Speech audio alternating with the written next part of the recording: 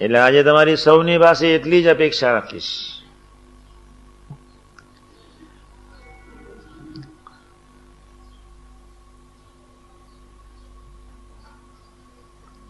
એ કથા વાર્તાને આપણે દિલથી અંતરથી વાગોડીએ અને એ કથા વાર્તાની પુષ્ટિ થાય એવા પ્રસંગોનો વિચાર કરીએ. સંતો યુવકોમાં અને યુવકો સંતોમાં જે ઓતપ્રોત થઈ ગયા, આત્મીયતા જ ઉભી કરી દીધી. ધન્યવાદ.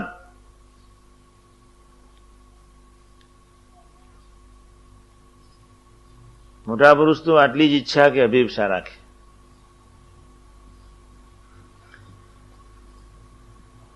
મોટા પુરુષના અભિપ્રાયમાં ભરવું એ જ ભક્તિ છે.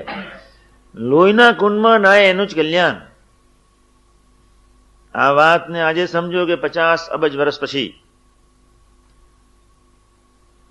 જે ટાઈમે જે વખતે જે યુગ પુરુષ પૃથ્વી પર વિચરણ કરતા હોય, એના ગમતામાં વળતું ને ભળવું એ જ પરાભક્તિ, એ જ ધર્મ જ્ઞાન વૈરાગ ભક્તિ અને સ્થિતિ.